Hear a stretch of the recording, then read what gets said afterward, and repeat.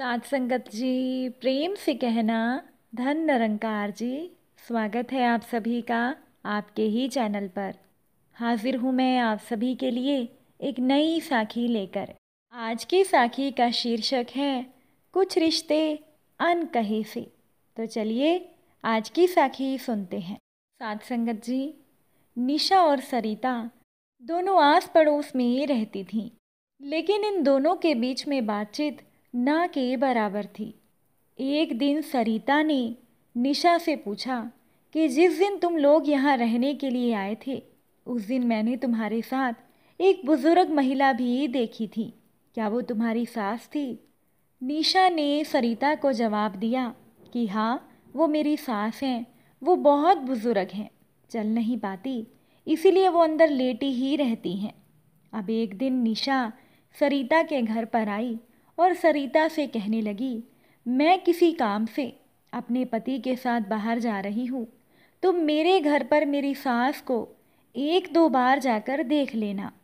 सरिता ने कहा, ठीक है निशा, तुम जाओ, मैं तुम्हारी सास का ध्यान रखूंगी। निशा के जाते ही सरिता ने नाश्ता लिया और निशा के घर की चाबी लेकर निशा के घर के अंदर चली गई। सरिता ने निशा के घर के आंगन में सफ़ेद बालों वाली एक बुजुर्ग महिला को लेटे हुए देखा। सरिता ने कहा, नमस्ते आंटी जी, मैं सरिता आपके घर के सामने ही रहती हूँ। आज यहाँ पर निशा नहीं है, इसीलिए मैं आपको देखने आई हूँ। आपको कुछ चाहिए तो नहीं? तब इस बात पर निशा की सास का जवाब था, नहीं बेटा, तुम बैठो, मैं चल फिर नहीं पाती, इसीलिए निशा तुमसे कह गई होगी। सरिता ने उनसे पूछा कि माँ जी, क्या आपने नाश्ता किया? निशा की सास ने कहा, हाँ बेटा, मैंने चाय बिस्किट खा लिए थे। तुम देखो जरा, निशा मेरे लिए कुछ बना कर रख गई होगी। अब पास में ही एक मेज पर रोटी और दाल पड़ी थी, लेकिन सरिता अपने साथ नाश्ता बनाकर ले गई थी, इसीलिए सरिता ने गरम आलू के पराठे निशा की सास को दिए और कहा कि मैंने ये पराठे बनाए हैं, आप खाइए। निशा की सास ने सकुचाते हुए वो पराठे खा लिए और इसके बाद सरिता अपने घर पर आ गई। बस उस दिन के बाद से सरिता को निशा की सास से एक लगाव सा हो गया। वैसे कभी अगर सरिता निशा से मिलने के लिए निशा के घर पर जाती, तो निशा कभी भी सरिता को अपनी सास से मिलने नहीं दिया करती थी और निशा सरिता को लेकर अपने ही कमरे में बैठी रहती थी, जबकि सरिता निशा की सास के अपने प्रति प्रेम को महसूस कर रही थी। और जब कभी भी निशा अपने पति के साथ बाहर जाती, तो निशा अपनी सास की देखभाल के लिए सरिता को बोल जाती थी। एक दिन सरिता बैठी बैठी सोचने लगी कि मुझे देखते ही आंटी जी के चेहरे पर एक अलग ही चमक आ जाती है।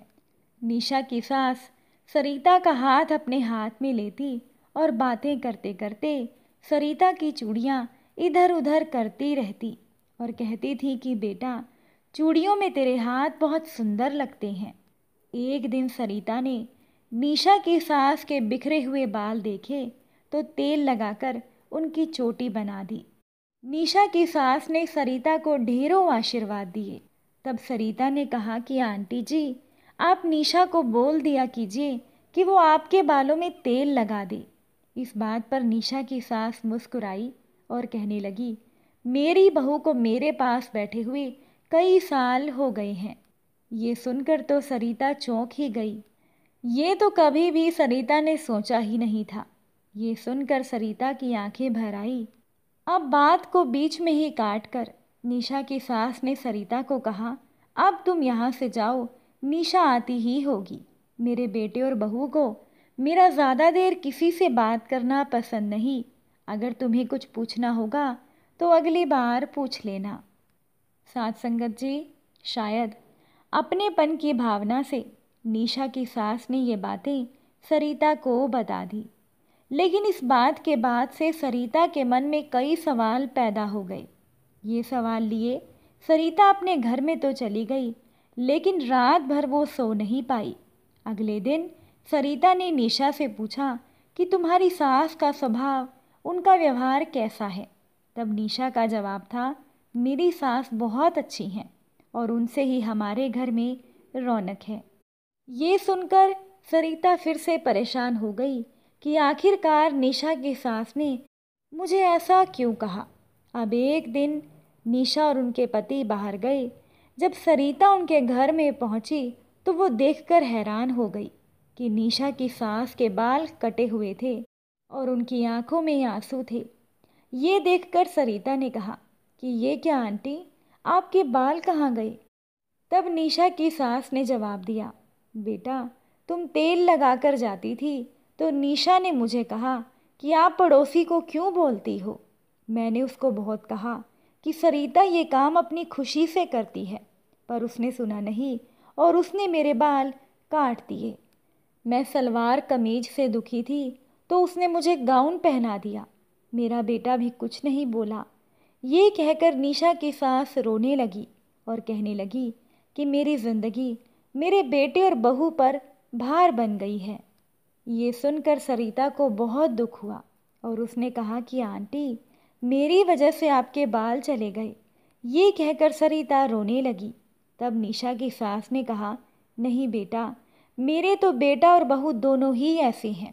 वो दोनों तो मेरी मौत का इंतज़ार कर रहे हैं। अब ये सुनकर सरिता रोते हुए अपने घर चली आई। वो अपने आप को दोषी मानती रही कि क्यों उसने निशा की सास के बालों में तेल लगाया और उनकी चोटी बनाई। दरअसल सरिता अनाथ थी। उसके माता पिता बचपन में ही गुजर चुके थे। अब तो सरिता निशा की सास में ही माँ को ढूंढने लगी थी।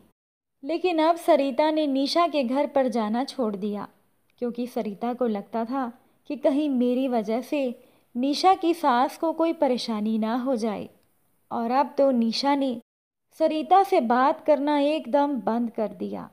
शायद निशा ये नहीं चाहती थी कि सरिता उसकी सास से कोई बात करे। ये सोचकर सरिता अपने घर पर रोती रहती, पर किसी से कुछ कह नहीं सकती थी। एक दिन निशा के घर से चिल्लाने की आवाज़ आई तो सरिता अपने आप को रोक नहीं पाई।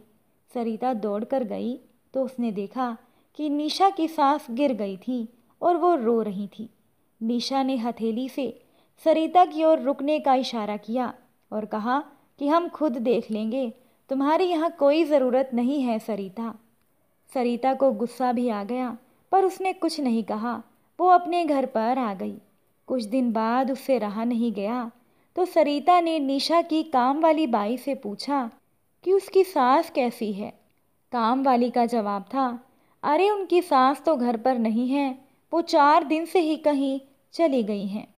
सरिता ये सुनकर परेशान हो गई, क्योंकि उसे तो पता था कि निशा की सास का कोई अपना भी नहीं था जो उन्हें साथ ले गया हो।